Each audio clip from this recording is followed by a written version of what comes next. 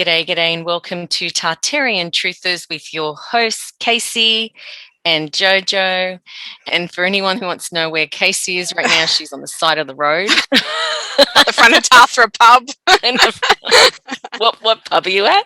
Tathra. Oh, wow. So Casey's on the road and she will be having to do our recordings now wherever she can find service. Isn't that right? That's right. Pretty much, yeah. So I'm Oh my I'm currently on the side of the road at the front of Tathra pub on the beautiful Sapphire Coast. So if you do hear some cars and a bit of traffic noise, that's what it is. I can't help it, I'm afraid. Yeah, that's okay because we gotta get it done. That's it. So now for a topic that I love, Australian beaches, the melted coastline theory. Australia has some of the most beautiful coastlines in the world. Unspoiled, untouched, beautiful, magical feats of nature. Or are they? Most beach materials are the products of weathering and erosion over many years. Water and wind wear away at the land. The continual action of waves beating against a rocky cliff, for example, may cause some rocks to come loose. Huge boulders can be worn down to tiny grains of sand. So how long do you think it will take a coastline to go from something like this to this? Those amazing rock formations are naturally occurring, yes, probably, as we've been told, over many tens of thousands of years. But I couldn't help but think of this once inhabited island off the coast of Japan. I'm sure you've seen it floating out there on Instagram, Casey, haven't you? Yes, I have. So Hashima Island is also known as Gakujima or Battleship Island. Now, it isn't melted, but at its peak, it was the most densely populated place on Earth, with over 5,000 people living on just 16 acres. So it was abandoned in 1974, and this is it today. Once a bustling coal mining town, now desolate. As you can see here, after nearly 50 years, this abandoned island has deteriorated and is overgrown with trees and plants. And from a different perspective, this aerial picture shows how quickly vegetation can take over. Can you imagine, Jojo, what it's going to look like in another 50 years, 100, 150 years? I mean, would these buildings still resemble buildings, or would they begin to look more like a natural-looking island once nature had taken over again? I wonder how many other islands are out there that have the remnants of old buildings and ancient civilizations hidden beneath their surfaces. This also reminded me of this couple in Brazil who worked on restoring a rainforest. And check out this short clip. Although this is inland, don't you think it's amazing what can be done in a short period of time? And this isn't naturally occurring, but I've noticed a lot of planting of artificial forests when looking at Google Earth, and often it's classed as a national park or a reserve. But I wonder if something's being covered up. Anyway, let's move back to coastlines, Jojo, and let's have a look at some of our incredible coastlines here in Australia.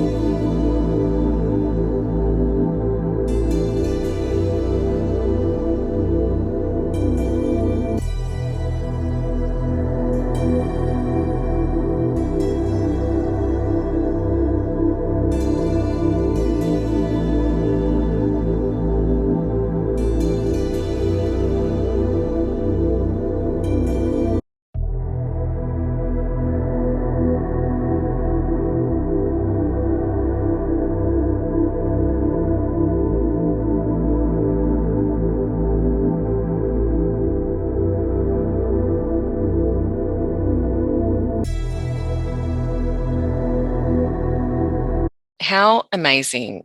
Australia's beaches are just so beautiful and have so many interesting anomalies, don't you think, Casey? Absolutely. And I just want to say thanks to one of our subscribers, the Phoenix Flies Forever. That's his handle on Instagram. And he has a great eye too. So how incredible does that look, Jojo? What do you think? It looks like almost like flooring or something, doesn't it? Mm-hmm. Really So, fascinating. yeah, that was at North Bondi Beach Golf Course. So that's interesting too, because they're often hiding things under golf courses, so they say, and our golf courses are always on the coast. So what's under there? So, Jojo, do you remember recently I did a reel on Instagram about this mysterious tunnel in the cliff face under Macquarie Lighthouse? We did share it on YouTube as well in the new shorts feature, which is really cool. But there's very little known about this tunnel, I guess. It is a tunnel. And it's right kind of below the Macquarie Lighthouse, which was the first lighthouse in Australia, they say. So quite historical. Mysterious too, huh? It is. It's so odd. So apparently a few people have tried to fly drones down there and have a look in it. Some people say that it's collapsed not far in. But yeah, it's kind of a difficult place to get to. So how do we really know? But yeah, let's take a look at the reel.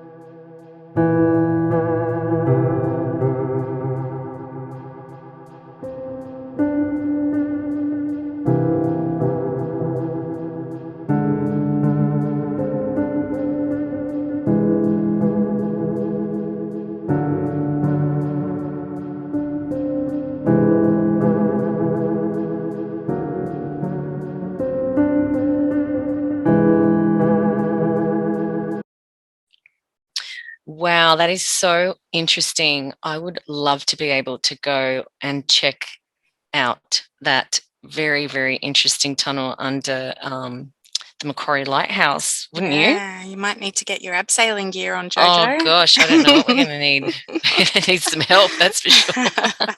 All right, let's take a closer look now at some of the bizarre anomalies that are dotted all over the beaches, rock pools, and coasts of this vast country of ours.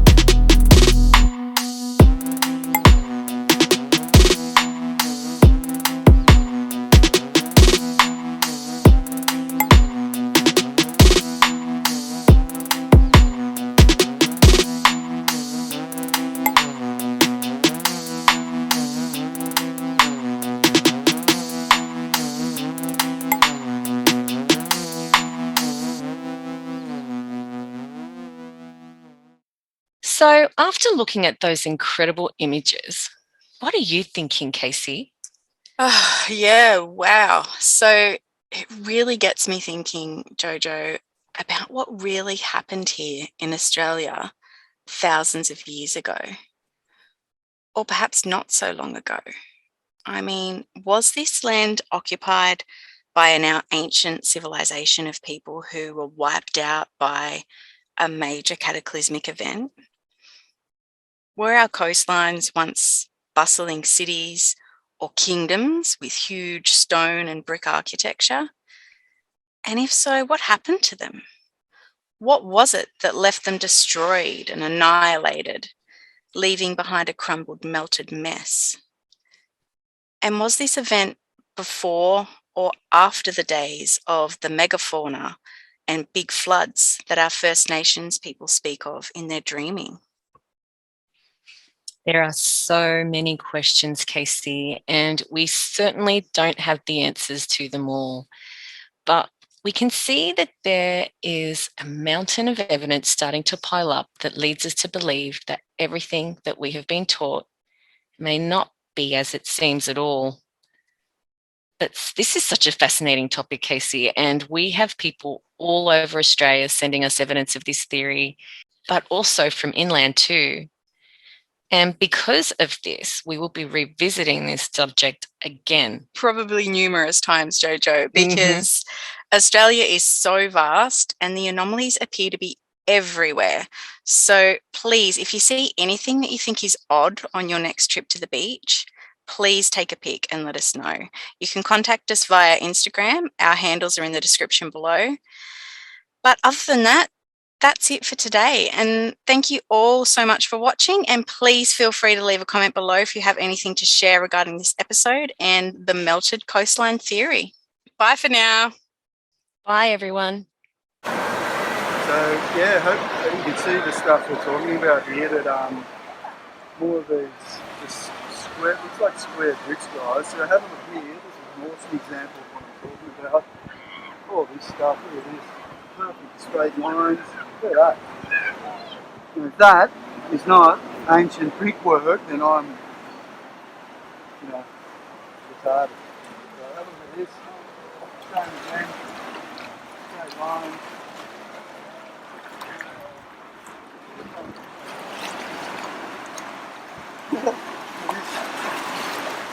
Now this is really cool at low tide. It's a bit high today, but look at this edge here. Look at this. Really awesome stuff. I hope you can hear me, guys. And excuse the attire, it's just a beautiful day here in Noosa, and you've got to take advantage of it. Have a look at this here. So more, look at this one. Look at that. Look at that. Just on and on. Straight lines, perfect straight lines. Look at this one. This is great. Now, if this is an old wall or part of an old building, then, so it's really time to look into the narrative we've been taught, guys, and question it. Because it takes about 30 seconds of thinking to unravel things that you just go, oh my goodness, I've been hoodwinked. So we've been hoodwinked massively, and look at this wall here. In the background, they've got a festival down here at Noosa today, and in the background we can keep hearing all this social distancing nonsense. And look around, it's great to see people enjoying themselves, being free, and living the way we